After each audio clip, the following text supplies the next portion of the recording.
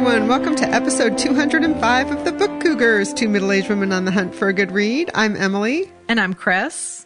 And we're going to start off talking about two giveaways that we have. Our April Patreon giveaway is... Yeah, it's Bless Your Heart by Lindy Ryan. This one looks like so much fun. Yes, it has a great cover. You'll see it on our social media. We have done a little video with it. I think we featured it on last week's Friday Reads video. It's a novel set in 1990 in the South with two sisters who run a funeral home, and the town gossip ends up in their funeral home. But oopsie, she's not dead. She is not dead. So this book involves vampires, and it sounds like a hoot. It sounds like a combination of horror, mystery, humor, like fans of Grady Hendrix, the Southern Book Club's Guide to Slaying Vampires. If you enjoyed that novel, sounds like you might enjoy this one. I haven't read it yet, but I will be soon. And if you are a Patreon, by April 14th, you'll be automatically entered to win. And you can look for information in the show notes to find out how to become a Patreon. If you already are, good luck. And thank you. Then the second giveaway we have was a quick turnaround from our newsletter that went out on the last day of March. It had a typo in it saying that this giveaway winner would be drawn on March 3rd. We actually meant April 3rd, which is today. So drum roll, we're picking a winner. And this is for the novel The Awakening, The Dragonheart Legacy, Book 1 by Nora Roberts. And the winner is Callaway. Congratulations. Congrats. And this is our second quarter read-along pick, which is one reason we wanted to have a quick turnaround with the giveaway opportunity, because we know some listeners jump on those read-along books right away and read them quite soon. Yeah, we're really excited about this one. We've never read Nora Roberts. It was hard to choose what to read by her because she's incredibly prolific. We also wanted to try something in the fantasy romance genre, so that's why we chose it. I'm going to be reading it sooner rather than later. I try to always gauge, how soon, how close to the discussion do I read it, because I want it to be fresh in my mind. I think I'm going to start this one earlier than I normally do a read-along book, only because I am a little apprehensive. Yeah, the romance, fantasy thing. You think it might take you a little longer to read? It might. Mm-hmm. It might. Because fantasy, I have read some fantasy. Like I read the first book in The Lord of the Rings and never went further. Yeah. And when I was a kid, I tried The Hobbit and didn't really go all that far. Although The Hobbit is one I do want to try. That's one of my favorite books of all time. Yeah, I know. Although I don't know if I'd feel that way if I read it again. I read it in 6th grade, so... Well, in read-along news, also, we have a follow-up regarding our first quarter read-along of Indigo by Beverly Jenkins. I raised the question when we were talking about it because the main character's name is Hester. Was that a nod to the Scarlet Letter, Hester? And we heard directly from the author, Beverly Jenkins, via social media that indeed, no. No. And no one had ever asked her that in the 30-some-odd years since this book was published. Yeah, which is pretty cool. Yeah. So, she was funny because she was an English major, and she said she had nothing to do with the Scarlet Letter. Yeah. Yeah. So interesting. So thank you, Beverly, for clarifying that. On with the show. Chris, what are you currently reading? Well, I'm sad to say I will be starting with a DNF, my first DNF of the year, maybe. I'm not 100% on that. The Maiden by Kate Foster. I am on page 160.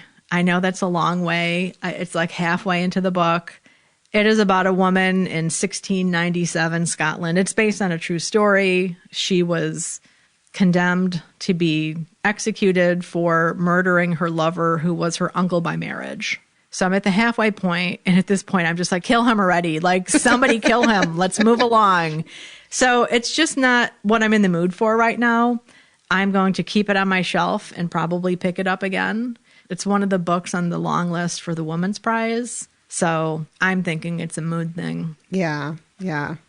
Well, I too have a book that I am exactly on page 160. What's the irony in that? No way. It's called Interesting Facts About Space by Emily Austin. This is a novel that I was really excited to get from Book of the Month Club. And I've been holding it because I thought, oh, this is going to be a quick, pleasant read. I might even sit down and read it in one day. And it's just not catching my attention, even though I've given it 160 pages. Her writing is kind of quirky. And I also wonder, it's making me feel a little bit like a prude because this woman has a lot of casual sex with people that she doesn't know. And it makes me uncomfortable. I feel like her mother as I'm reading it. Like, you're making bad decisions. And I don't want to read and be judgy about anyone, even if they're fictional.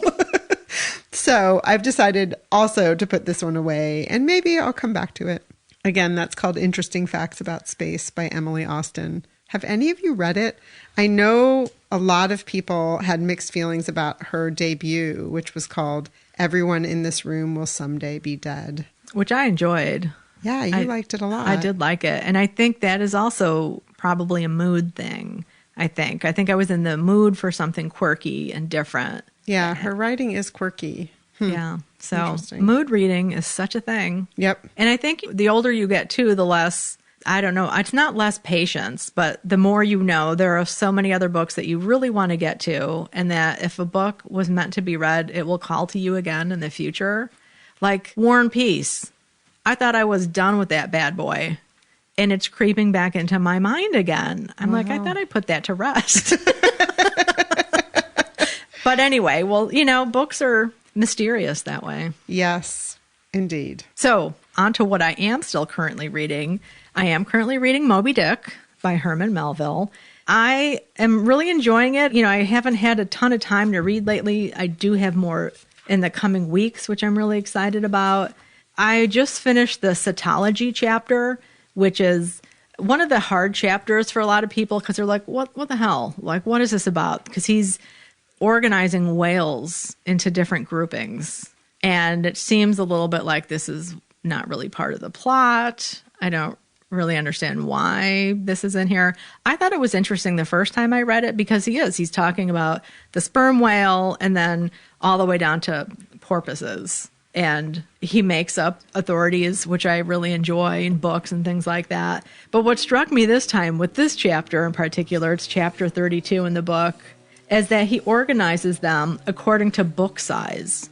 The folio whale, the octavo whale, the duodecimo whale. So those are all book sizes. And I thought that was a really interesting way to present them. Because, you know, naturalists have been categorizing living things forever, right? Back to the Greeks. And I wonder about equating them to book sizes and just how important the book was becoming at that time in, you know, the 1840s or so when he was writing this.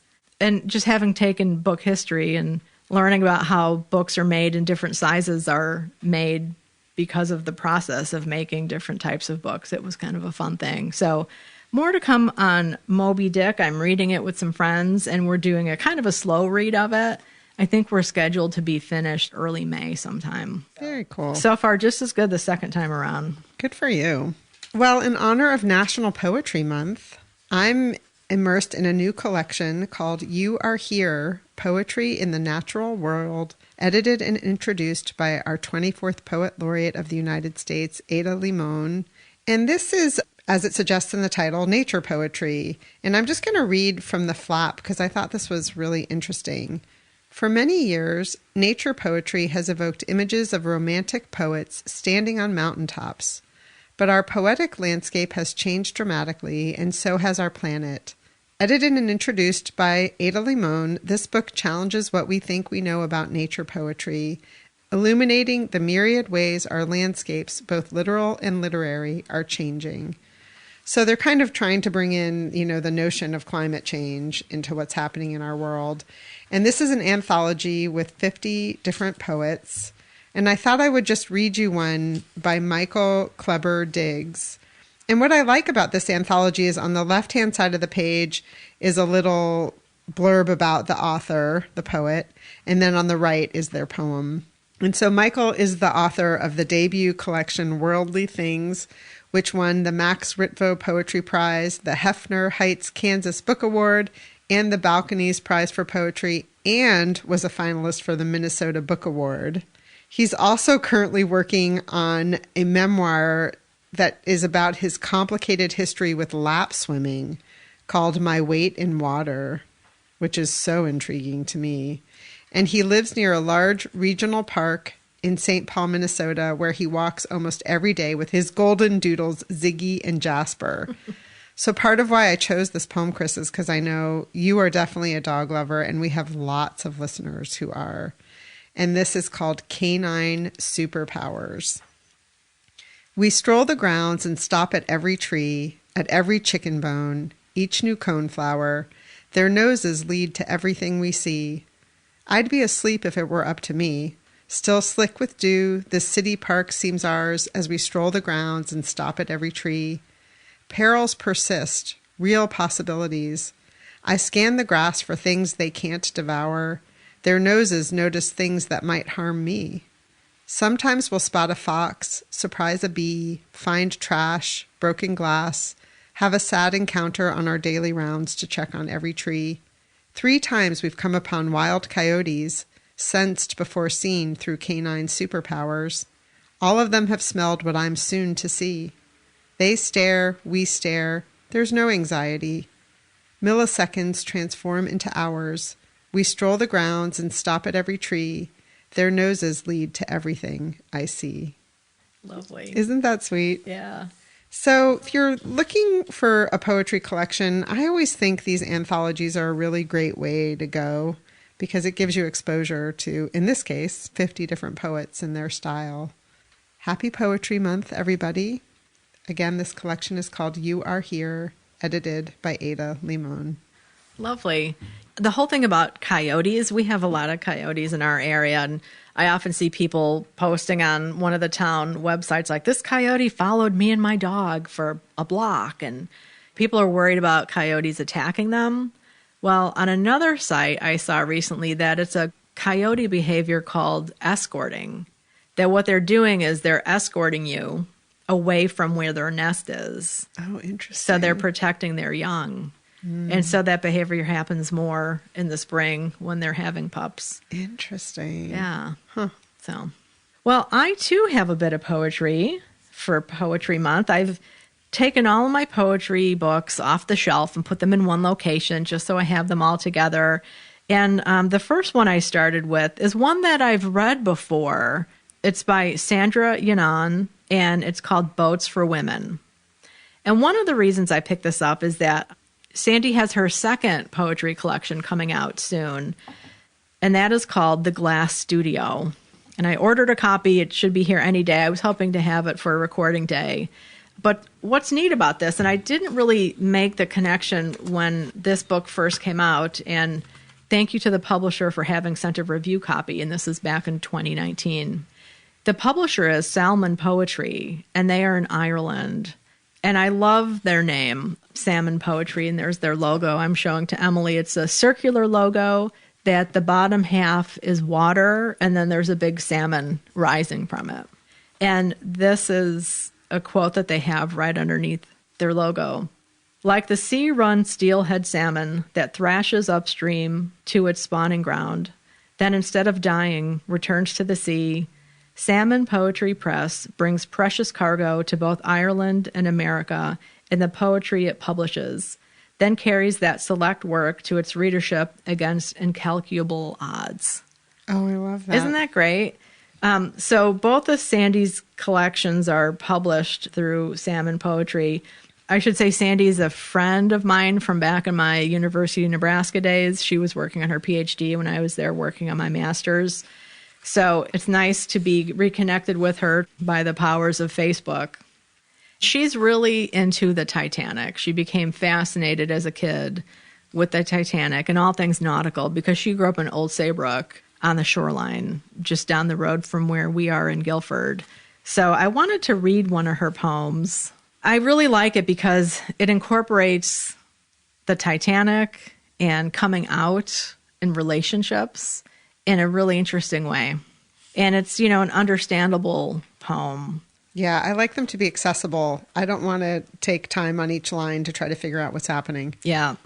And this is a poem. It's 3-line stanzas. The title is Providence, April 14th, 1998. When I call my parents to wish their marriage continued success, hear the Connecticut shore breaking in the background, I am thinking also of the ship, hoping that maybe on this April 14th, the Titanic doesn't hit the iceberg, that Captain Smith for once heeds the warnings of ice and doesn't give in to speed, that the lookouts have binoculars, that the Californian doesn't put its radio to sleep 10 minutes before the first distress call. But my mother isn't thinking about her anniversary or the iceberg when I call. She is thinking about Providence when she says she has something she wants to ask me.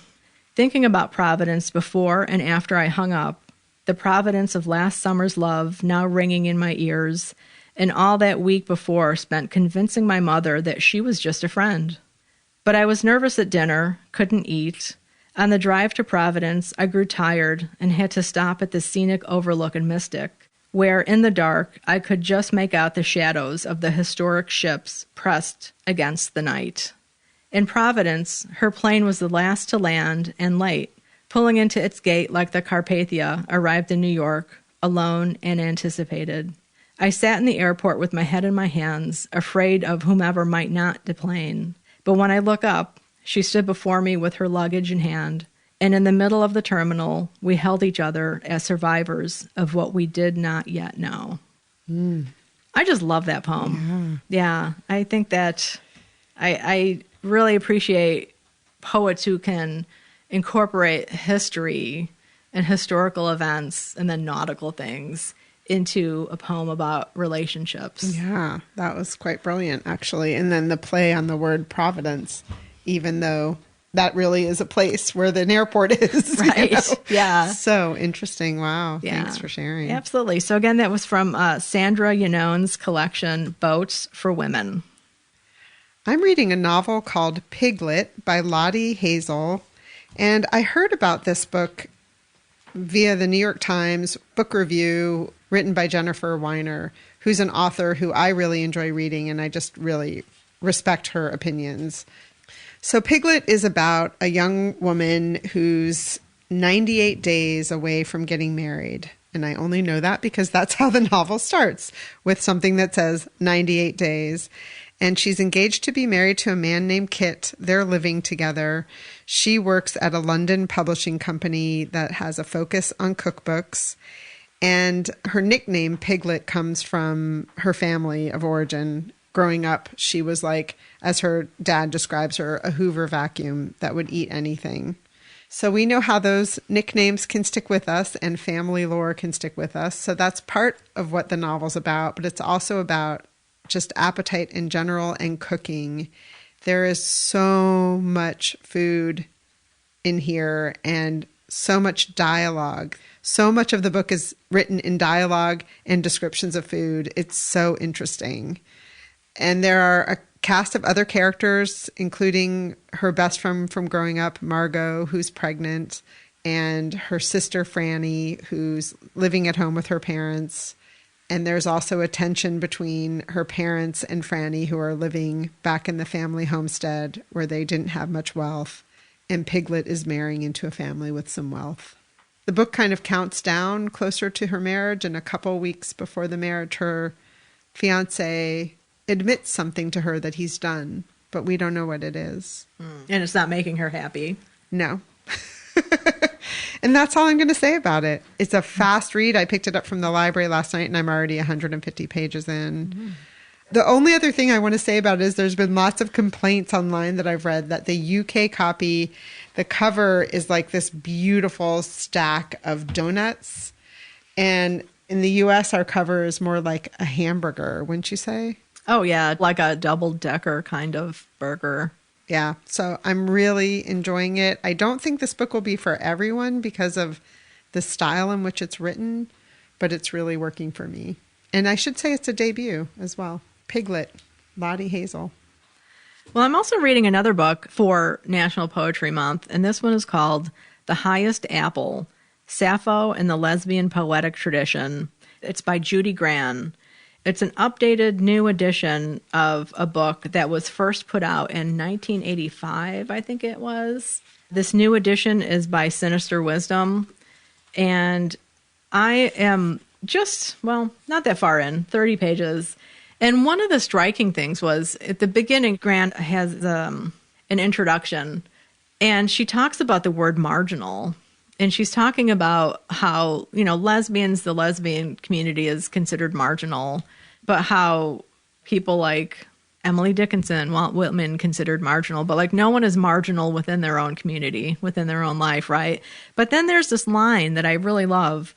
Marginal is a word that implies there is one world and it is flat.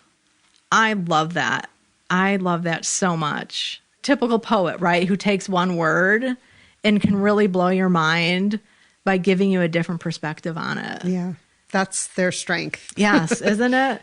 So more to come on this. I got this, I think, late last year. I think it came out late last year. I have a subscription to Sinister Wisdom, and I've been saving this. Yeah, it just came out November 2023. I was saving it to read for National Poetry Month. So again, that's The Highest Apple by Judy Gran. I'm listening to a book called Break the Cycle, A Guide to Healing Intergenerational Trauma, and this is by Dr. Marielle Bouquet. It's an audiobook read by her. She's the narrator, and she has a beautiful voice. The other night, I got a little tweaked by something in my family of origin. It was via a telephone conversation, and I hung up the phone, and as we are wont to do, I decided to go to Instagram to drown my sorrows in mindless scrolling. And what pops up, literally popped up, was Liz Gilbert live, Instagram live, talking to Dr. Marielle Bouquet. And she said 5 words that totally changed my life, as happens sometimes. The universe sends us exactly what we need. Liz Gilbert has this book club that she calls the Onward Book Club, where she interviews Black female authors. I think it's once a month. It might not be once a month. And so Break the Cycle, A Guide to Healing Intergenerational Trauma was her book for March. And I just happened to catch the tail end of the live conversation. They are on Liz Gilbert's Instagram feed, once the conversation's over. So you can certainly check there. Marielle Bouquet has a PhD in trauma psychology. And the book, she talks about the reasons behind intergenerational trauma, and then also the power of breaking the cycle, which is why the book is titled Break the Cycle. And she offers really practical exercises on how to break the cycle, and then also gives you some understanding about what intergenerational trauma is. There's so much new learning happening around that, including epigenetics. And the next chapter I have is all about epigenetics, so I'm super excited. Nice. And she also uses a blend of ancient practices too, like sound baths and drinking special teas. She's very much into tea. So I highly recommend it. Again, it's called Break the Cycle, A Guide to Healing Intergenerational Trauma by Dr. Marielle Bouquet. I love it when a book finds you. Absolutely. Right time, space continuum. Yep. Well, my self-improvement book of the quarter is Building a Second Brain, a proven method to organize your digital life and unlock your creative potential. And this is by Tiago Forte. On the top, it says, remember everything, achieve anything. I'm like, well, okay. That's some big promise if you right help there. Me. Right? Yeah. I have talked about him before on the podcast. This is his first book, I believe, and his second book was about his PARA method, P-A-R-A, that I've incorporated into my digital organization of my files, which has been really helpful. And I've actually stuck to it now for not exactly a year, but at least 6 months, I think. So this book is one that I've had, and I thought I will start it now. And I am enjoying it. I'm reading it slowly. I have to say, hello, my name is Chris, and I am an information hoarder. So that's it's so hard now not to be. Oh my gosh. Oh my God. I know, right? And it's so easy to save things, if you use any type of read later app or, download to your hard drive, whatever the case may be. So that already has been helpful. I mean, even just having read his book on that para method was helpful in terms of just archiving something. As he says in that book, you really don't ever have to delete anything anymore. You can just archive it because we have so much space on our hard drives as opposed to 10, 15 years ago, right? When you had to scramble to make room for your computer to friggin' work. Yeah. But I have started deleting things because it feels good to say like, yeah, I'm not interested in that anymore. And if I am, I know it's something that's easily findable because it's a New York Times article or something. So I'll just delete. Yeah, it's interesting to me because even though they're digital closets, so to speak, they still have some weight to them, I think. You know what I mean? They cause anxiety. Yeah. It's one of his points is that it does cause anxiety when you have all of this and you feel like you're chronically behind and you chronically have more to read. And one of his goals in working with the students that he has in the classes he teaches is to use these digital tools in a way that frees you to actually live your life and to have time to think and to just ramble around and enjoy life as opposed to constantly feeling like, what do I have to do? Oh, I haven't done that. So I could use that help. Yeah. Yeah. And he has a YouTube channel, which is, I think, where I originally came across him. So that's Building a Second Brain by Tiago Forte. I'm reading Chasing Beauty, The Life of Isabella Stewart Gardner by Natalie Dykstra. When we were going to Simmons a few times when Chris was in school and we went to work at the library there and Chris was doing some archival research, the Isabella Stewart Gardner Museum is literally right next door. And I remember we had time with my niece, Sarah, who lives in Boston, is doing her residency there. And she said, oh, if you guys get a chance, you should really go to that museum. It's beautiful. We haven't had a chance. But then we saw that this book came out that's all about the life of Isabel Stewart Gardner, who is the woman who created this museum that resides in Boston. I've just barely started it. I'm a few chapters in. I had to laugh, Chris, because the first chapter is about her childhood in New York. It talks about how she became interested in looking up her family tree and was doing work on it. And she said she was fascinated by a hoped-for link between her branch of the Stuart family and Mary, Queen of Scots. Nice. So she collected images of the doomed queen as well as relics, hoping that there was a relationship. I don't think she ever determined that there was. But what the museum is really known for is that she put together interesting mixes of things. So it's not just straight paintings. There's installations and objects, and it's really an ode to the beauty of art in all its forms, which is, I think, why the title, Chasing Beauty. So I'm really enjoying it. I don't know much about her. I'm anxious to learn more and then to go to this museum. The one thing so far that I've learned in this opening chapter about her childhood is she had loss pretty early in her life. She went by the name Belle as a child. Her sister died when Belle was 12, and then both her brothers died in their early 20s. And her parents mourned in a different way. They mourned by having art created memorializing her siblings. In this case, it was pieces of stained glass in a church.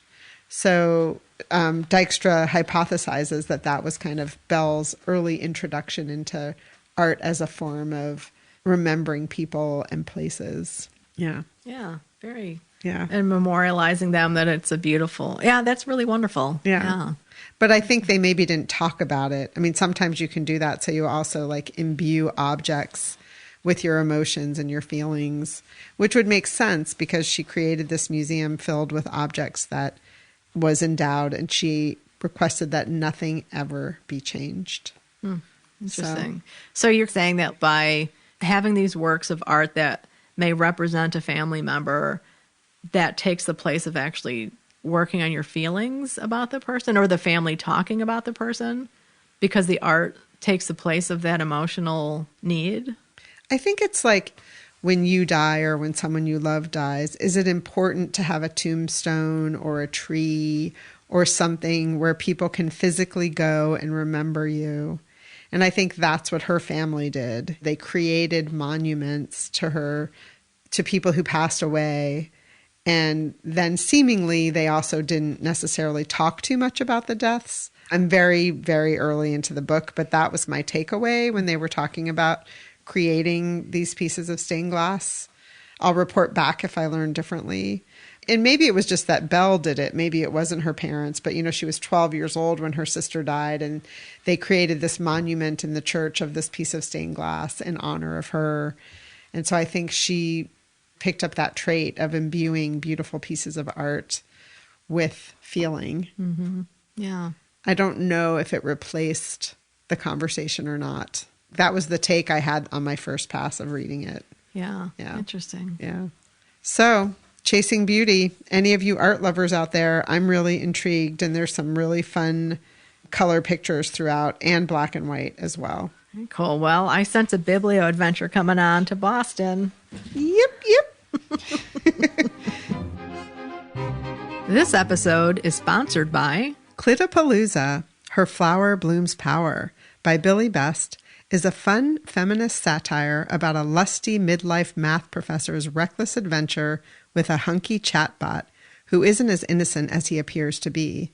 When her vibrator starts sharing data with her toothbrush, she realizes she's in trouble and turns to her students for help. Girl talk drives the plot with strong friendships and empowering intimacy. Clitapalooza, Her Flower Blooms Power is available now. Check the show notes for links to the book and Billy Best's blog. Chris, what did you just read? So I finished the audiobook I was listening to, Wake Up with Purpose, What I've Learned in My First 100 Years by Sister Jean. And that's Sister Jean Dolores Schmidt. She was writing this with Seth Davis, and it was narrated by Devon O'Day.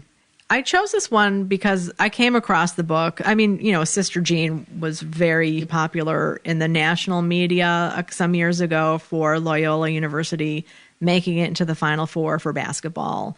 So Sister Jean was everywhere.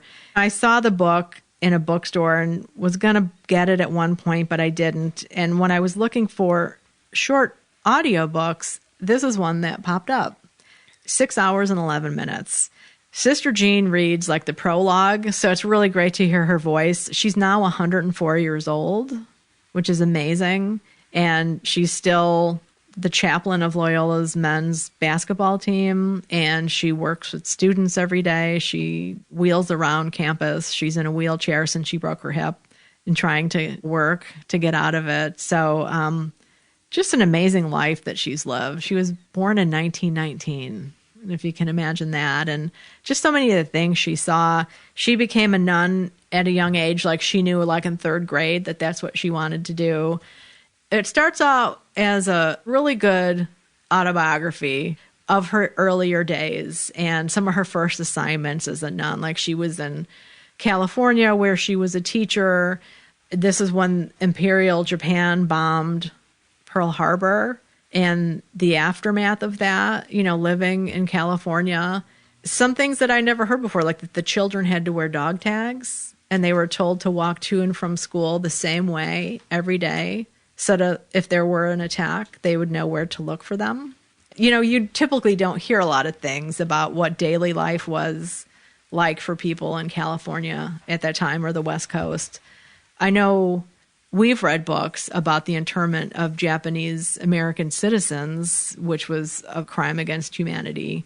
But in terms of being a school child, a white school child, what they may have been feeling.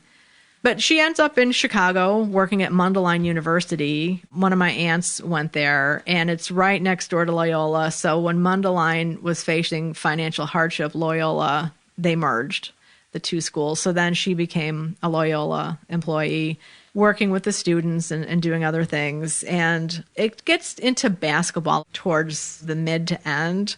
I'm not a basketball fan. So she talks about the program a lot, from like the coaches and coach turnover, different basketball players. And I suppose for a basketball fan, that would be really fun to listen to. I think, as I said in my review, I may have DNF'd it had I been reading a physical copy. But, I'm in my car going to and from work, so whatever, right? Just listening.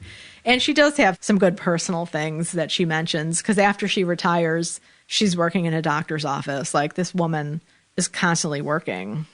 Obviously a people person. I think if you are into nuns and curious about what a nun's life could be like, if you're a basketball fan, if you just like to listen to an interesting memoir by a really interesting person who's lived a long life. Like, I want to read her biography because I think it'd be really fascinating, because she did a lot of different positions at Mundelein and then at Loyola. So it would be fascinating to learn more about that. So again, that was Wake Up with Purpose by Sister Jean. And we'll put a link in the show notes to Chris's review on her blog. It was a really good review. Thank you. I finished Intimacies by Katie Kitamura. This was a novel I'd heard a lot about, and then when I was at that walk-in little free library in Bald Head, North Carolina, I found a copy of it. And it's about an interpreter who goes to The Hague. She's kind of fleeing New York City, looking for a new lease on life, and she starts work as an interpreter at The Hague in the International Court. I have to say, all my life I've heard the term The Hague, but I didn't really know what it is and what they do there. And it is a city. I looked it up, on the western part of the Netherlands, and the UN International Court of Justice resides there. And so the International Court is very important to the city. The main character, the interpreter, she's seeking home and belonging. And at the same time, she gets involved with a married man, and she's also going to work to interpret. And she is asked to interpret a somewhat intense case involving a president of an African country who's accused of these heinous crimes. And so it really is a novel that helps you understand. You have this image of someone just interpreting words, but she also has to digest these horrible things that she's hearing and interpreting. And she's interpreting for the benefit of this man who's done terrible things. And they start to establish, I wouldn't go as far as to say a relationship, but they become acquaintances because day after day, she's interpreting for him. There's also violence that occurs closer to home with some of the people that she's getting to know. I have to say, I didn't love it. It was one of those novels, like, it was compelling and I wanted to see what happened, but I didn't feel compelled at the same time to pick it up and read it. And one of our listeners, Linda, when she saw, because I talked about this on our BookTube Friday reads, she was like, oh, I'm going to not say how I felt about that book, but I kind of knew what that meant. And then after I finished it, I was like, oh, it was so-so. And she said, yeah, that's how I felt about it. But she said, then when I read it, when I talked to people about it who had read it, I felt differently about it. So I went out and read reviews, and I felt completely different after I read the reviews. You know how that happens? Oh, yeah. Yeah. So it's definitely a novel that I was very glad to have read and very glad to have finished. Yeah.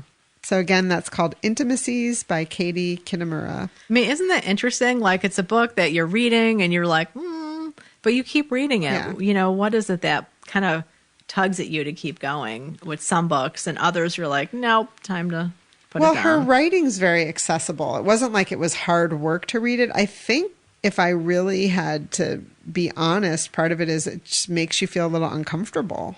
The subject matter is slightly uncomfortable. I think that's it. Mm-hmm. But I was compelled because I wanted to know what happened. Yeah. Oh, good. Well, I read an interesting first issue of a new comic for adults, DEPROG, #1. And this is created by Tina Horn, Lisa Sterle, Gab Contreras, and Dani from Dead Sky. So it's a comic book. I didn't bring it with me, not that the listeners could see what I wanted to show Emily. It's kind of dark, so it has that noir feeling. And let me just read you a little bit of a description of this. So DEPROG is a new detective thriller. Meet Tate Debs. That's the main character's name. A hard-boiled, hard-drinking, leather-loving dyke detective with an office in the back of Los Angeles' last video store. Tate specializes in rescuing and deprogramming people from abusive groups with extreme beliefs, like the one Tate herself escaped, that believed in interdimensional travel and taboo ritual sex. When a femme named Vera, who may just be a fatale, hires Tate to infiltrate a group of mystical hippies out in the desert, She must decide if Vera's charms are worth being re-traumatized. Soon, Tate must face her past out of devotion to the femme she may be falling for and a single-minded drive to avenge her family. It sounds like the whole series is going to be really intense. So it is hardcore. Let's just put it that way. It may not be for everyone, but if you are interested at all, I would recommend it. Comics are hard. You and I have talked about them before with graphic novels. You know, we're such word people, so we're always drawn to the words, and it's kind of like, slow down, look at the images. What are the images conveying? Let the images create some of the emotion, right, that you're supposed to feel. And so I think sometimes when I've read comics or graphic novels, I forget that. And I think like, oh, okay. But then if you go back and you combine those images, it has a very different emotional impact. Yeah, for sure. Yeah. So again, that's DEPROG. I finished a book that I picked up and didn't expect to read cover to cover in one day, but I did. Huh. It's called A Baker's Year, 12 Months of Baking and Living the Simple Life at the Smoke Signals Bakery by Tara Jensen. I am a huge follower of Tara Jensen on Instagram. I find her very fascinating. She has been cooking with sourdough before everyone started cooking with sourdough over the pandemic, but is a great resource if you are interested in sourdough.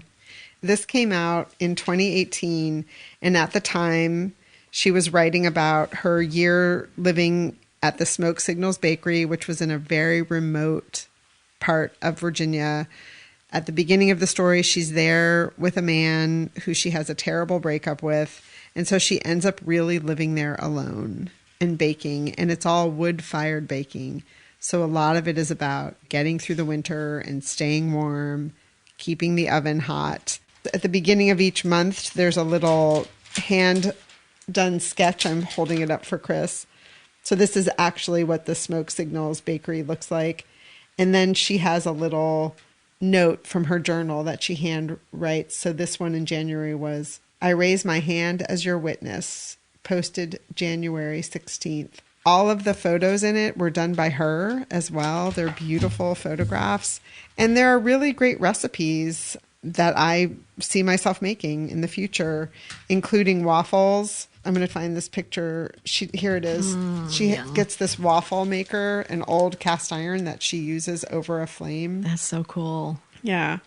So I really enjoyed it. Super simple recipes, a lot of whole grains. She's all about whole grains. And I have her second cookbook, Flour Power, at home waiting to be read and looked through. And in that book, I think fast forward maybe 4 years, she's married and is the mother of a daughter who she names Violet Rye. I love that her middle name is Rye. Yeah. So she's no longer living a life of solitude. And now fast forward to 2024, or maybe it happened in 2023, she had twins. So she's now the mother of 3. And I know she's working on a cookbook about wood-fired pizza. So that's cool. Very cool. So is she still out there at Smoke Signals? No, Okay. She's actually moved, I think, a couple times since she lived there. And she purchased this big wood-fired oven, pizza type style oven that she would pull on the back of a truck. And she does a lot of workshops. So she would take that to different places. I'll put a link in the show notes to her website if you're interested in learning more about her. Cool. But I think recently she sold that. I mean, I'm a slight stalker, but I don't stalk her enough to know what's actually happening with her physical residence. But I know that she's very busy raising children and baking. Again, her name is Tara Jensen, and this is called A Baker's Year. Well, the last thing that I read is a book that I knew I'd only read one chapter of. I think it was last episode I talked about the Woman's Long List having been released and that I downloaded the previews that you can download of digital books when they're available, usually. So the first one that I have read is River East, River West by Aube Rey Lescure. This one has a great start, and I'm totally tempted to read more. And I think after I do this, after I read the chapter of each one, I think I'll probably end up going back and reading some of them, possibly. You know how that goes. But this one is about a 14-year-old girl who is half American, half Chinese. She's been living in China with her mom, who's an American, and maybe was a former movie actor. I'm not really sure. But her mom is very typical white, I think blonde-haired looking woman. And her daughter, who's half Chinese, half her, looks much more Chinese. And she is at the wedding of her mother, who is marrying this man that she doesn't really like, who's Chinese, who seems to be a little bit stuffed into his suit, maybe not the most handsome man, also their landlord. And her daughter's like, there's been so many men, why this one? Like, why is she getting married now? And the opening scene is at the wedding reception, and the daughter's standing there, and just off is a group of women, a lot of wealth in this room, she says, with purses casually strung over the chairs, but not casually enough to obscure the logos, Gucci's and whatnot. And these women are speaking in, I think, Mandarin, and assuming that this girl, who's half American, half Chinese, doesn't speak the language. And then they switch to a Shanghai dialect, and this takes place in Shanghai. And, you know, the daughter understands everything that they're saying. And so towards the end of that first chapter, you know, she turns and says something to them, and they're like, oh my, you know, kind of thing. I was instantly curious about, okay, who is this mother? Why has she been living in China, going from man to man? What's that about? And then this daughter, because the mom always calls the daughter partner. And now that she's married, the daughter's like, I guess you can't call me that anymore. So really, really great first chapter. Sounds like entanglements, you know? Yes. Yeah. So that's River East, River West by Aube Rey Lescure.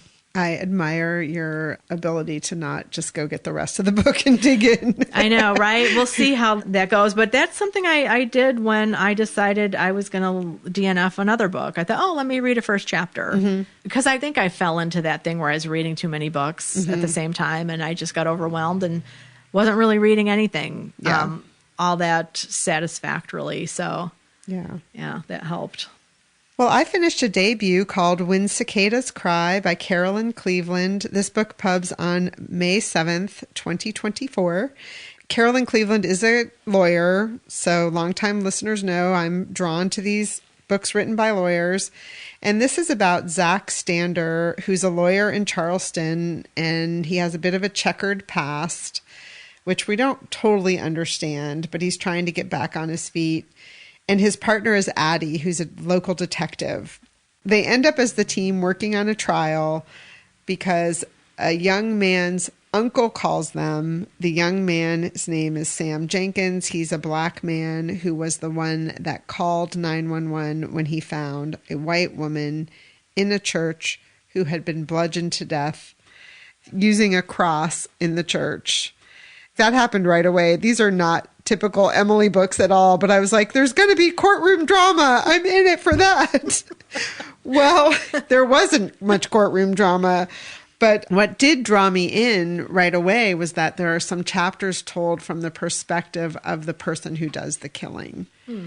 And as the chapters come, like you start to realize that this person also is proximate to Zach and to Addie, who are involved in defending Sam, who's been accused of the murder. So that got my attention. I enjoyed it, and I really wanted to see what happened.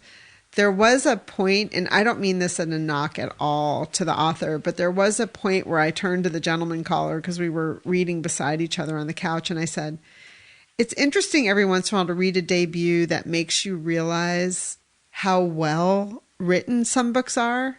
And again, I don't mean that as a knock to her, but it was just like, oh yeah, she's new at this. Like the dialogue wasn't as smooth and the story sometimes wasn't as smooth. Do you know what I mean? Yeah, I do know what you mean. And you're also a critical reader, you know, and can see those things when there's cracks, right? Yeah. Yeah. Yeah, so I enjoyed it. I'm glad I read it. I would recommend it. It's very Southern, so if you're interested in that, there were some fun characters. An old murder is also resurfaces and becomes part of the story. So I thought that the plot was very interesting and very different, particularly using this feature of having the murderer be telling the story from their point of view as well. There were just a few times when I was like, oh, right, debut novelist, you know? Yeah. I mean, is it a situation too where you just noticed some of those things, or did you also feel like you could have seen how things could have been portrayed differently? No, I think it was really about writing. Yeah. Which makes you think about when a famous author like Anne Napolitano, who I love, who she most recently wrote Hello, Beautiful. They just reissued, I think, her very first novel. And it makes you wonder if I wanted to take the time, which I don't know that I will, to go read her first novel, how it would compare. Oh, yeah. I mean, there's so many writers that have disowned their first novels, Right. like Willa Cather and Nathaniel Hawthorne, you know, and they're good novels. I've read both of their first ones, and they're fine, but they're just not marked by their style Right. that they've matured into. Yeah. So again, if you're looking for a page turner, not much courtroom drama. There's more out of the courtroom drama than in the courtroom. When Cicadas Cry, Carolyn Cleveland, publishing on May 7th. My brain doesn't know what to do with that because I hear Prince singing When the Doves Cry, and then I hear the Owens novel, you know. When Crawdads When Sing. Crawdads Sing, yeah. Well, When Cicadas Cry, the very beginning, she talks about how cicadas come out every 17 years. And in, I think it was 2018, I don't have the novel with me because I dropped it in the bathtub. And yeah. Yeah. Well, yeah, there are cicadas that come out every year. But then there are those huge crops that only come out every 17 years. Right. And at the beginning of the novel, I think it was in 2018 that they came out down south. And the same year that, unfortunately, there was a killing in a church. And it stirred up historical killings in churches that we've had in the United States in the past. So that's what the point of the title is. Yeah, no, that's a really compelling title. Yeah. Biblio Adventures. I had some good Biblio Adventures. The first one was I went to R.J. Julia Booksellers here in Madison, Connecticut, just the town over from where we live, and I saw Rachel Slade talking about her new book, Making It in America, The Almost Impossible Quest to Manufacture in the USA. And if you recognize her name, she also was the author of the book called Into the Raging Sea, which was about the sinking of the El Faro, which was a container ship that sunk and all 33 people on board were killed. And it was somewhat ironic to be listening to her last week when the container ship in Baltimore destroyed a bridge. And she had a few things to say about that, but that wasn't the point of what she was there to talk about. This book, Making It in America, is about Ben and Whitney Waxman, who live in Maine and are trying to manufacture clothing, particularly a hoodie, as I sit across from Chris as she's wearing a hoodie. And one of the things Rachel says is that the hoodie is kind of the perfect piece of apparel. You know, it has a hood in case you need it. It has a zipper, so if you get warm, you can unzip it. It has pockets for your hands. And they are on a quest to make it utilizing all American-made goods, from the fabrics to the zipper, the eyelets, you know, everything. She follows the story about what happens to them during the pandemic, because it's hard enough to be a manufacturer in the United States these days, but then when you put the pandemic on top of it, really interesting. She's a very compelling speaker. I think if you could get a chance to see her on book tour, I would recommend it. And just one of the points she makes also is that the apparel industry is very, very fraught when it comes to environmental damage, which is obviously something with climate change that we're worried about.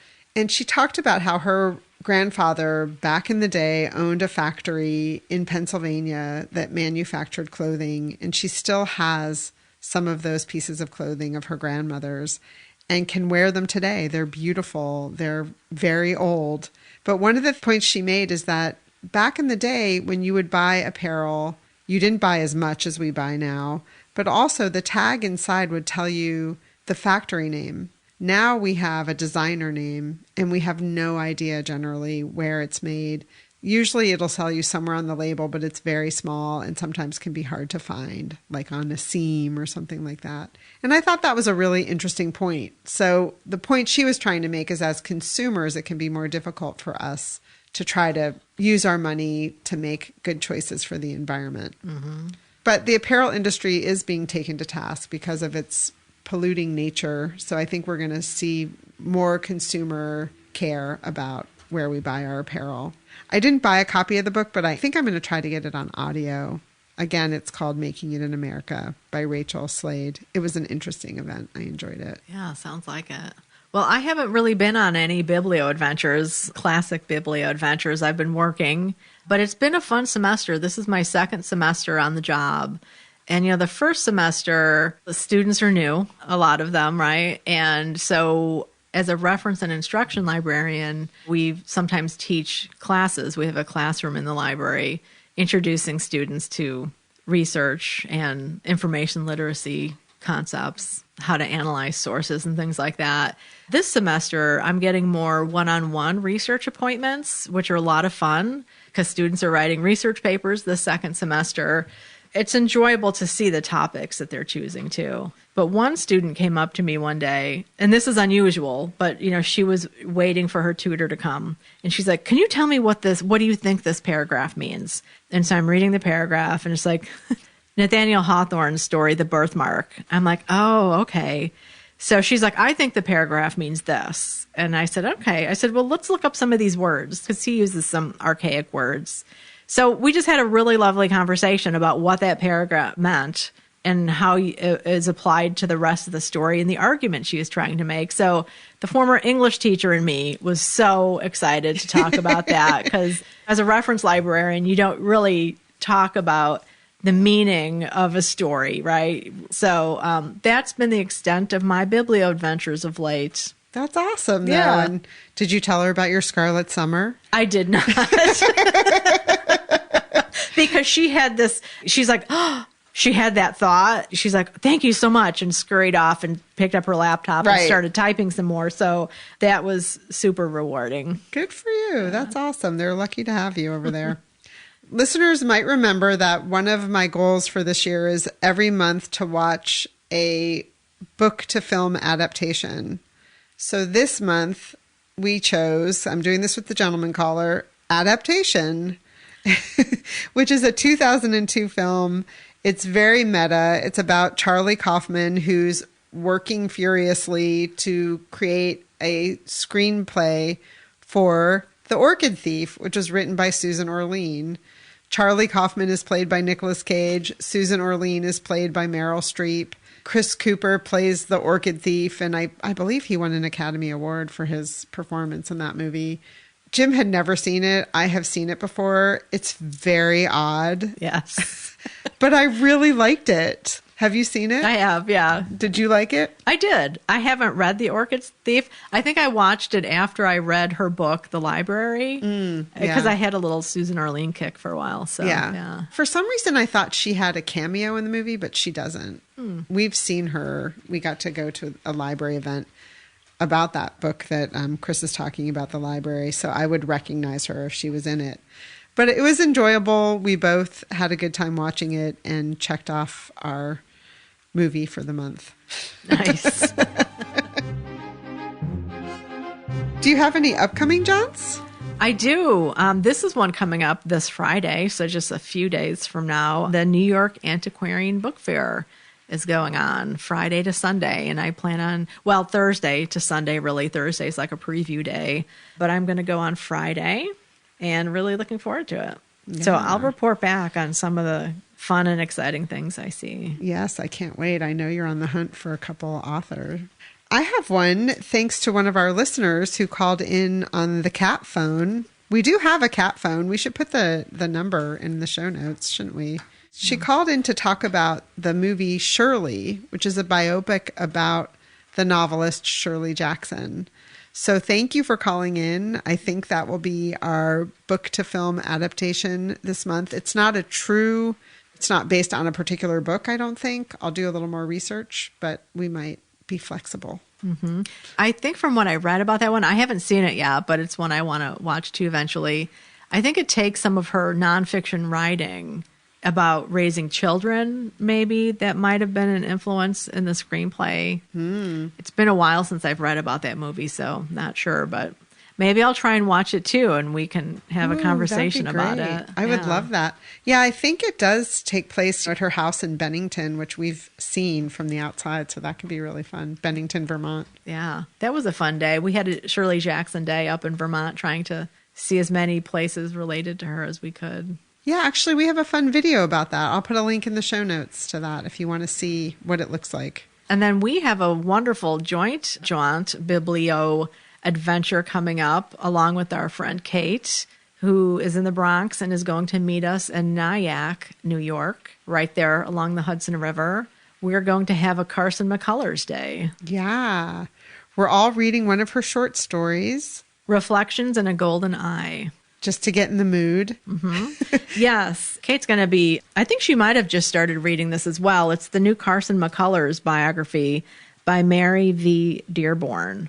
We're going to be picking around in her biography, reading a short story, and looking at her house, which is the only home she purchased, as far as I know. And I think she lived there for the last 30 years of her life. And I'm so sorry I don't remember the name of her last partner, romantic partner, who was also her psychotherapist for a while, who I think inherited or was in control of Carson's literary estate. She died not too long ago. She was over 100 years old, I believe.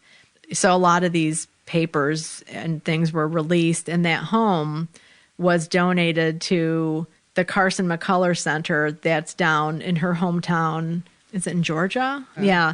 The organization that controls that now owns this home in Nyack. And last I've heard, it's kind of being renovated a little bit for not sure what exactly. But we probably won't be able to get inside of it, but we're going to walk around and visit where she's laid to rest in the cemetery to pay our respects and just kind of hang out in Nyack. Yeah, there's a great library there and a bookstore. So I'm really excited to spend the day with the three of us. Yes. I'm really looking forward to it. It's been a while since we've gotten in the car and gone. Yes, it has. It's time. Yes. I'm excited. So upcoming reads. I have one that's been on the interwebs a lot. I've been seeing it, and it is called Bride by Allie Hazelwood. This is a vampire and werewolf story. I haven't read anything by her before, but I wanted to read her bio that's on the back of the book. Allie Hazelwood is the #1 New York Times bestselling author of Love, Theoretically, and The Love Hypothesis, as well as a writer of peer-reviewed articles about brain science, in which no one makes out, and the ever after is not always happy. Originally from Italy, she lived in Germany and Japan before moving to the U.S. to pursue a PhD in neuroscience. When Allie is not at work, she can be found running, eating cake pops, or watching sci-fi movies with her 3 feline overlords and her slightly less feline husband. I love that thing, though, about the peer-reviewed articles. Yes.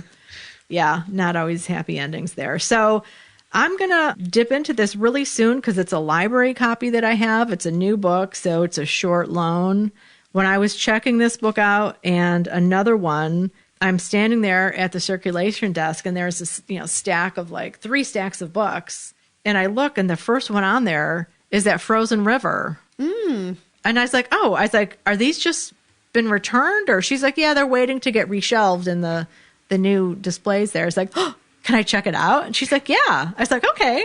So I have that in my sweaty little hands too. Right on. You've got plenty of pages to read ahead of you. Yes. And Bride by Allie Hazelwood was also put on our radar by listener Linda in Berkeley as a potential for a read-along because it is a romance, I believe. Yes. Thank you for saying that. That's why I reserved it, or put it on hold, I should say.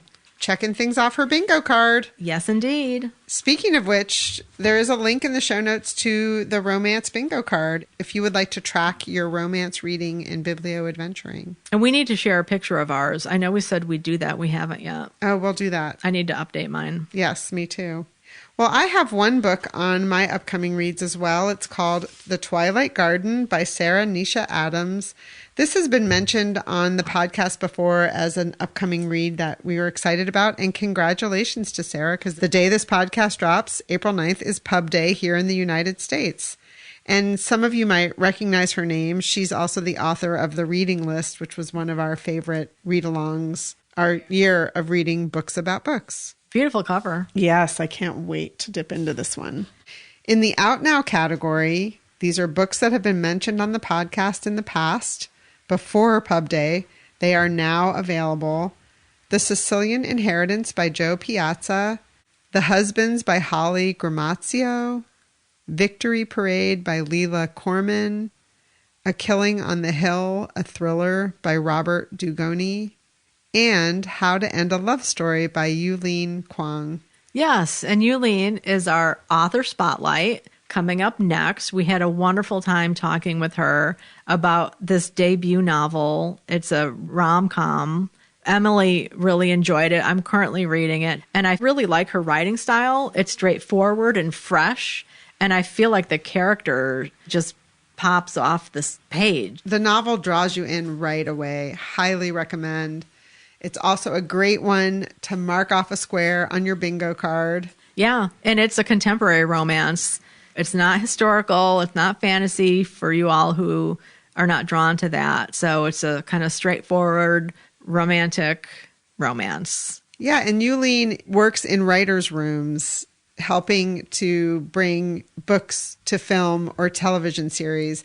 And that is one of the threads in the novel. And it's so realistic and so well done because she obviously has experience with that. Yeah, so you feel like, oh my gosh, so that's what that's like to be in a writer's room. Right. So enjoy our conversation with her. We certainly did. Again, that's How to End a Love Story by Yulin Kuang. Happy reading! We are thrilled to talk with screenwriter, director, and novelist Yulin Kuang. Yulin was born in Guangzhou, China, and grew up in Kansas, New Jersey, and Pittsburgh. She now resides in LA, where she works as a filmmaker. Her credits include CW's I Ship It and Hulu's Dollface, and she has a highly entertaining YouTube channel, Yulin is Working. Warning, you might get pleasantly trapped binging her literary shorts.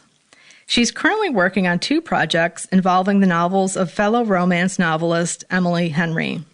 Yulin's first novel, How to End a Love Story, is an emotionally driven and humorous They Should Never Be Together romance novel, and we can't wait to talk with her about it. Welcome, Yulin. Thank you so much for having me. Yulin, we know you're a debut novelist, but we're going to put you on the spot anyway and ask you to give the elevator pitch about what this novel is about. How to End a Love Story is a story of a screenwriter and a novelist who knew each other 13 years ago in high school. She was kind of the school newspaper overachiever type, and he was like homecoming king, football star, class president.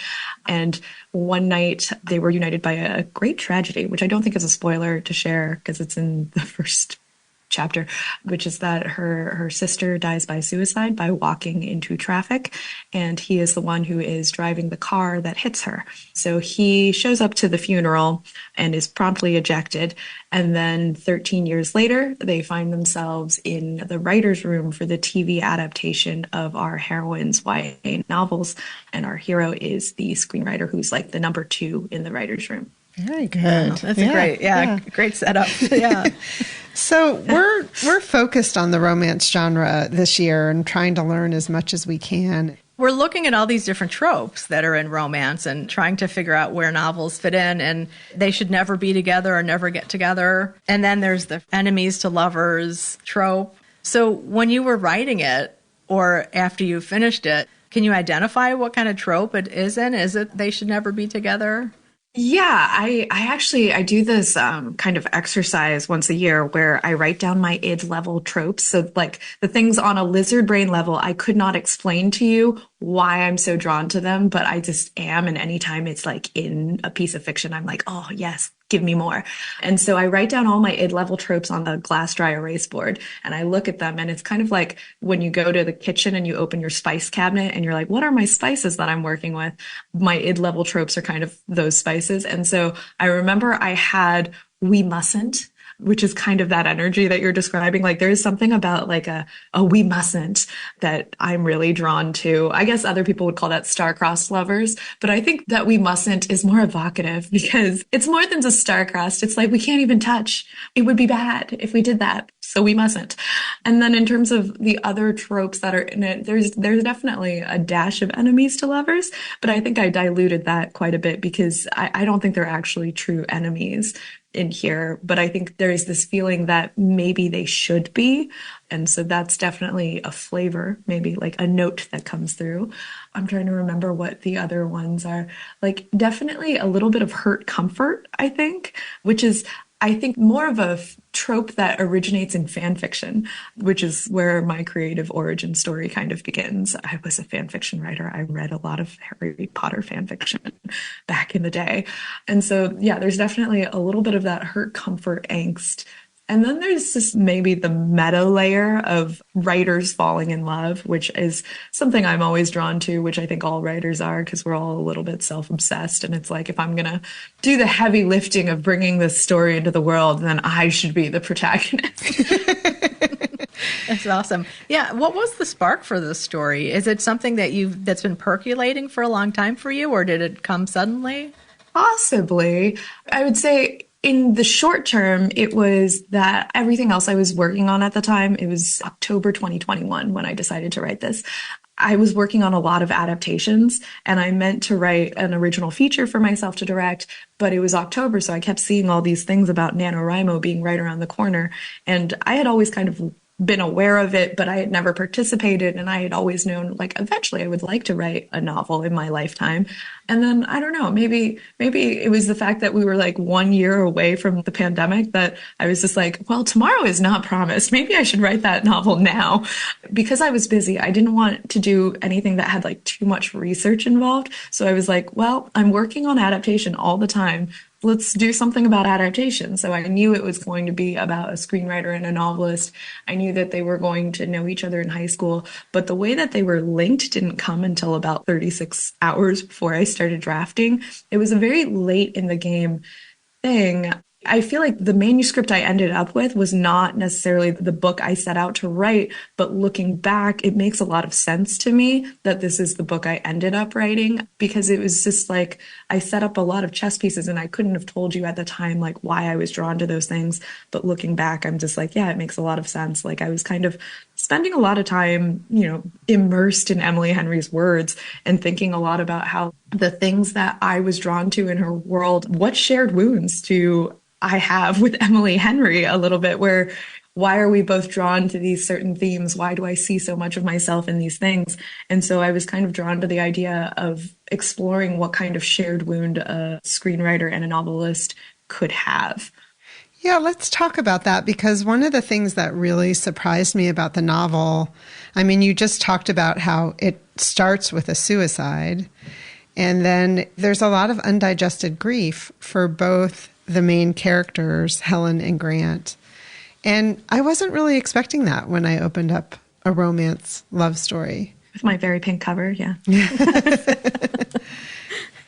Why did you want to tackle those pretty heavy subjects in this romance? I've known a lot of people in my life who have struggled with some pretty serious mental health issues. I too have struggled.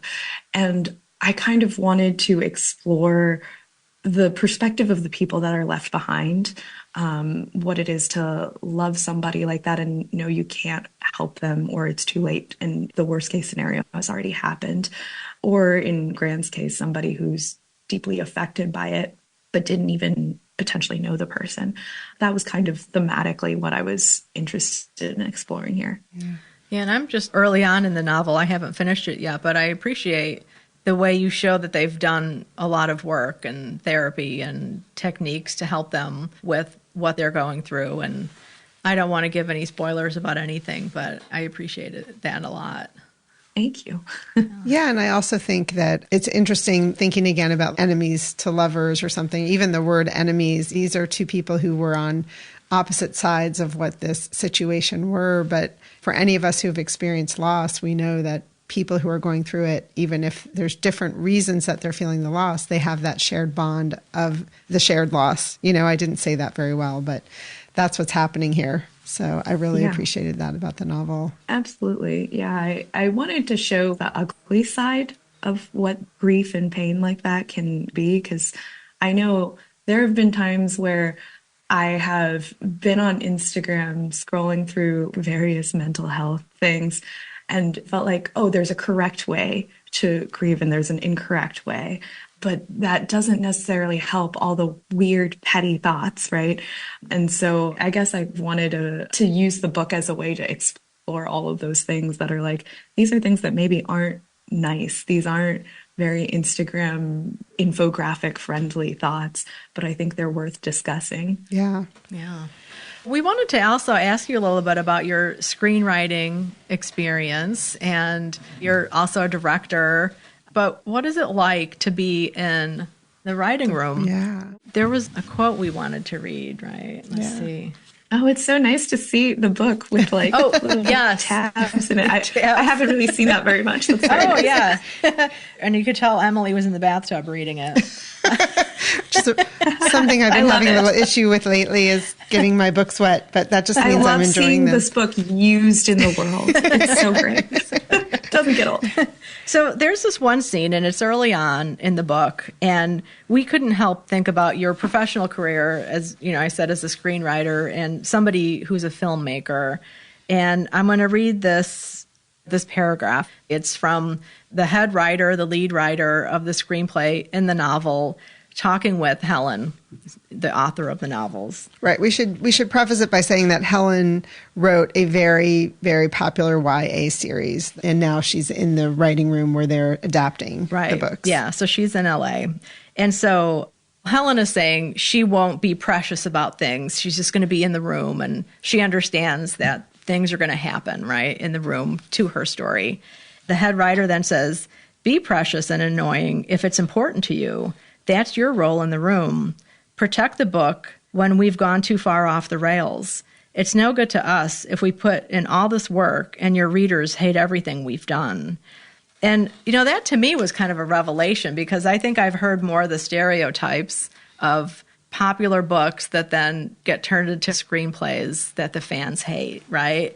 To hear a screenwriter talk to the writer about, you know, protecting the story and protecting the fans, I thought that was really amazing. So we were wondering if you could talk a little bit about your experience as a writer in the rooms for filmmaking. So I kind of got into this whole thing because of how much of a reader I was. I loved the Harry Potter books when I was growing up, and I remember watching the announcements of all those movies getting made, just like gnawing at my fingernails, like, oh my God, if they fuck this up, they're going to fuck up my childhood. And so I eventually kind of dreamed and schemed my way to a point where I had a little bit more ownership over my favorite books. But then there is that tension where I'm so aware of how many people love these books and how I don't want to let them down. But at the same time, as a screenwriter, I do believe that the purpose of adaptation is to bring new audiences to the original source material. It's not just to please 100% of the readership, which you're never going to do anyway. Because of that, my loyalty has to be to the screen adaptation. I have to protect that above what I think is going to please the book people.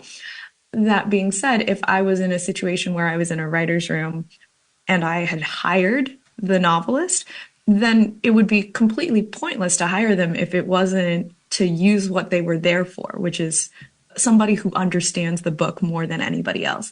Like whenever I run into an issue, sometimes I'll text Emily and I'll ask her a question about these characters, and she understands these characters on a deep fundamental level. And that makes sense because they've originated from her. And so it would be a waste of a resource if you didn't look at the author in that way as a resource and a tool to make the adaptation better. But we shouldn't both be doing that because then it would be redundant. Is kind of how I look at that. In terms of my own experiences in writers' rooms, it's actually kind of different because I was very young when I was handed my first TV show. So I had done the short film on my YouTube channel that you previously alluded to. It was called Yulin is Working. I am no longer active on my YouTube channel. However, I had a short film called I Ship It about a wizard rock battle of the bands and a girl who's trying to get back her ex-boyfriend through them. And we sold that short film to the CW Seed, which was the CW's digital platform. I did that as a web series. It won a Streamy Award. They came back to me and they asked, do you want to do this as a TV show? And I said, yes. I was, I think, 27 years old at the time, and I was handed my first TV show. I hired a very strong number two. Her name is Anne Lewis Hamilton, and she had worked on all of these huge shows that I loved, like 30-something and One Tree Hill and Grey's Anatomy. And I just respected her so much. And it was this kind of thing where I felt deep imposter syndrome when I was running my own writer's room. And I don't feel that I was fully in control of my instrument at that point in time. Like, I look back on the TV show that we made, which premiered to the second lowest ratings that the CW has ever had. And you can now watch that only in Canada on the CBC Gem app. You will find I Ship It, but the web series is listed as season 1. And then the TV show, which is a totally different story, but featuring the same actors, is listed as season 2, but they've divided each episode into 2 episodes. It sounds insane when I talk about it, but I feel like I have to so the world can know. And I'm not just gaslighting myself. So it was this kind of thing where I look back on that and I'm like, I think the heart of the story I wanted to tell is in there, but I don't think I had as many dials. I had buttons, not dials, as a storyteller at that point in time.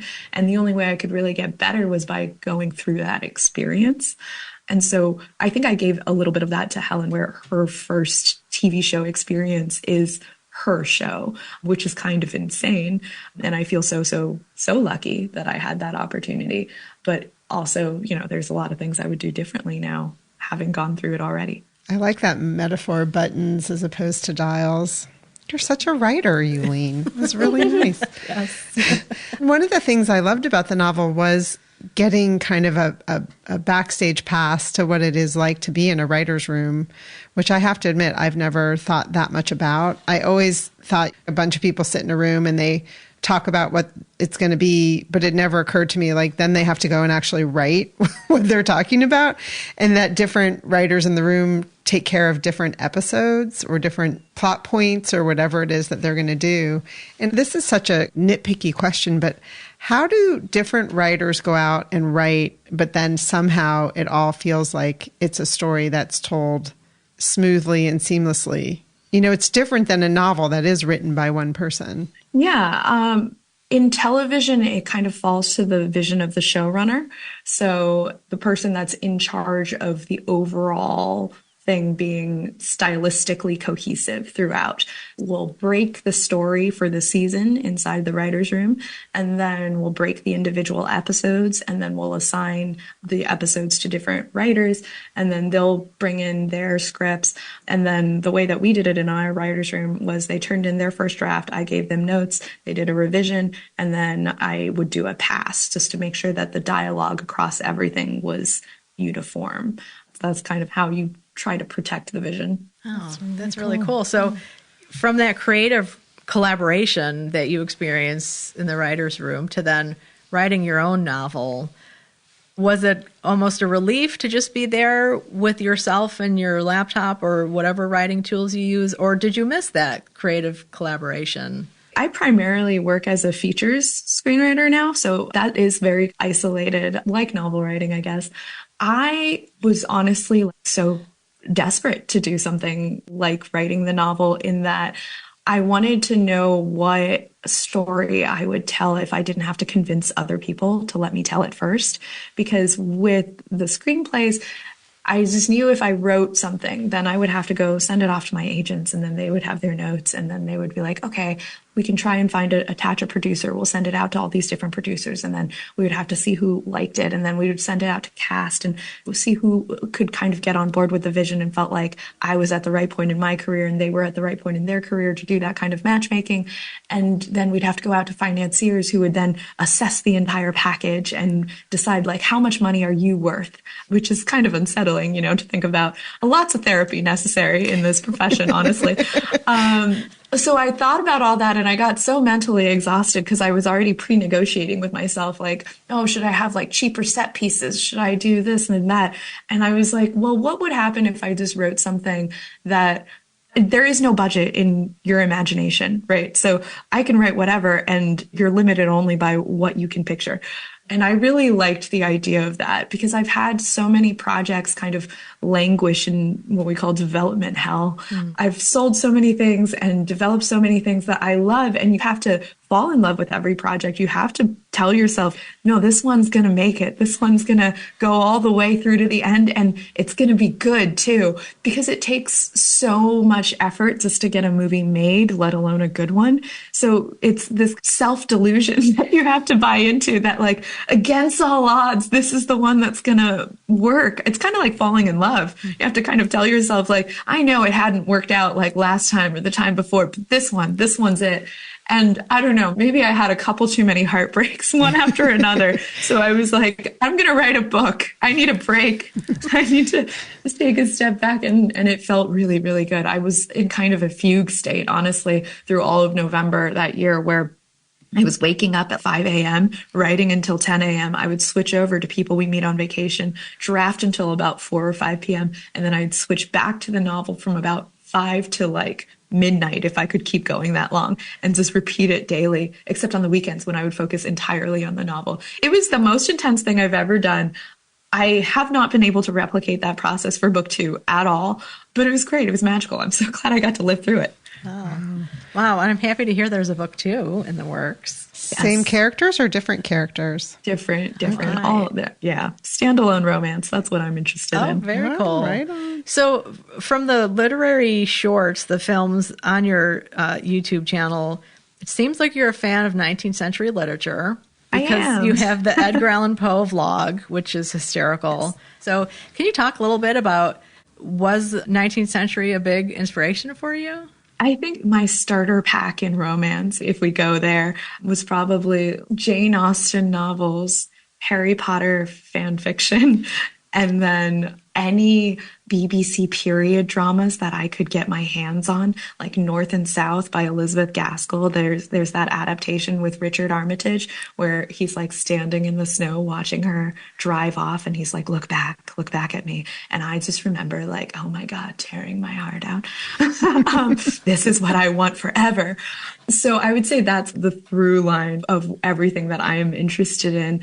I think that people who come from fan fiction, there's almost like a vernacular that develops where there's certain things and tropes that you're really drawn to and dynamics you find compelling. And I can definitely see the thread of that in my work. I would say at this point in time, I wrote this more for the Bronte girls than the Austen girls. I see Jane Austen as she's deeply consistent and her work is so beautiful and wonderful, but it's not as wild as the Brontes on the moors, right? I would say that the Brontes, they were maybe not as precise craft-wise as Austen, but they sure were fun. Well, one of the big differences between Austen and the Brontes and Yulin is hot sex. Your book is filled with great hot sex scenes. What was it like to write those? Oh, it was really freeing. I loved doing it. I wasn't sure I was going to do it, to be honest. There's a passage early on where Helen says something about how her books are people poring over 17th century texts and pining over each other with like 19th century romance novel vibes. And it's because that she doesn't want her parents to know she's had sex, essentially. And I think I come from a similarly repressed background, I would say. I grew up in Kansas, so there was definitely 5 years of repression through being in the buckle of the Bible Belt, as we called it back there. And then when I moved to New Jersey, my parents enrolled me in like a year of Catholic school. That'll do something to you. And then we just had the standard issue, parents from China in a different time vibe. And then I also had a much younger sister. So my sister, Olivia, is 14 years younger than me. And I think that created this effect where other children of immigrants, their parents probably chilled out a little bit more when they went to college. But because I had this really big age gap, I think my parents kind of anchored their bias towards the younger sibling in terms of what felt appropriate. And so you talk about my YouTube channel. I think if you look at any of the work I was putting out then in the 2010s, there's this very kind of twee, sexless vibe. I want to seem like the internet's clean older sister. And that's because I knew everything that I was saying was going to be projected back to my sister, who at that point in time was maybe 10 years old. And so I wanted everything to be family friendly, but also I was so horny. I was like in my 20s. I come from fandom, and I think fandom kind of divides itself along certain lines. I come from the horny side of fandom. Like, I think that also goes back to the Austen Bronte divide. I think that there is sex in Bronte. It's just a little bit more unspoken. So I think there was something in that thread, that there was a tension there. And so when it came time to write this novel, I was challenging myself. Yulin, you got married this year. I had gotten married in August that year. Your parents probably know you've had sex by now. At least once, maybe. At least once, probably. And my sister was going to become I think, junior or senior in high school. So I was just like, all right, times are changing. And do you want to live your entire life in fear of what your parents will think, I guess?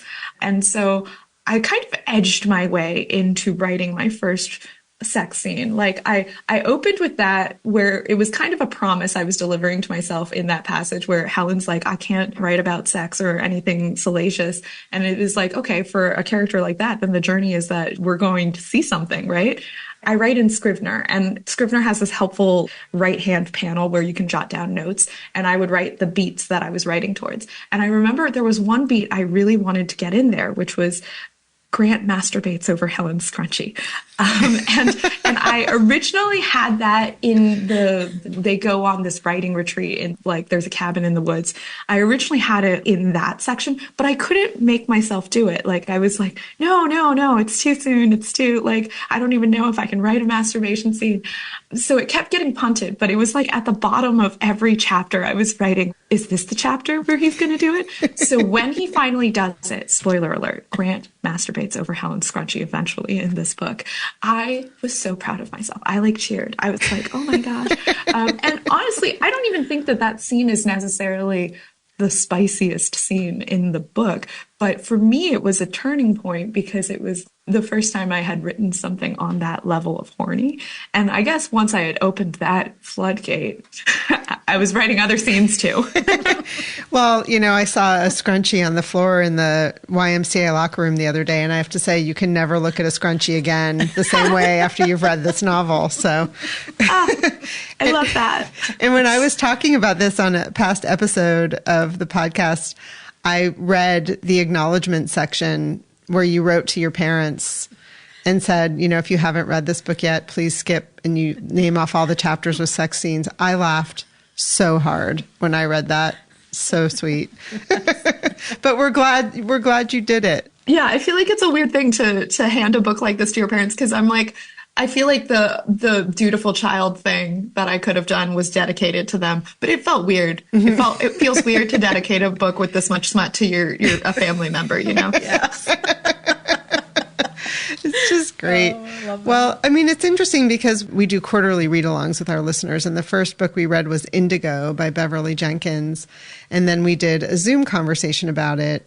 And it was interesting to me to talk to people and find out what is their thing about reading and reading sex scenes, and what do they like, what don't they like. And I think that's one of the things we're all trying to discover in this year of reading romance. Yeah. I think it's so important to read romance and read sex scenes, because I think especially my generation of millennials, we kind of grew up with this like purity culture going on in the air that I don't know that Gen Z has inherited so much. Like, I think correctly, the culture has become a lot more liberal in terms of especially women owning their sexuality. But the damage got in there early for millennials. So really, I think I'm writing for us. And it's nice to be able to explore all those things and kind of figure out your id a little bit. Like, I think that's such an important thing to get in touch with. Yeah. Wow. Well, this has been such a great conversation. We really appreciate you taking the time to talk with us just before the launch of your first novel. I know your life, it sounds like it's already busy. It's probably going to get very busy. I saw that you have events in the United States and in Canada. I sure do. Yeah. Yes. Yeah. We will put links in the show notes so people can follow your book tour and hopefully come and meet you. Thank you so much for taking the time to talk with us, and really best of luck with this launch. Thank you so much. Thanks for listening to The Book Cougars with Chris Wallach and Emily Fine. We'll be back again with another episode in 2 weeks. Until then, come chat with us on social media, Goodreads, or email us at bookcougars@gmail.com. If you'd like to help support our podcast, please tell others about us, leave a review wherever you listen, and consider becoming a patron. Even $1 a month is a big help. Learn more about that on our website, bookcougars.com, where you'll find the show notes for this and all of our past episodes. Thanks, everybody. This episode was edited by Pat Keogh Sound Design.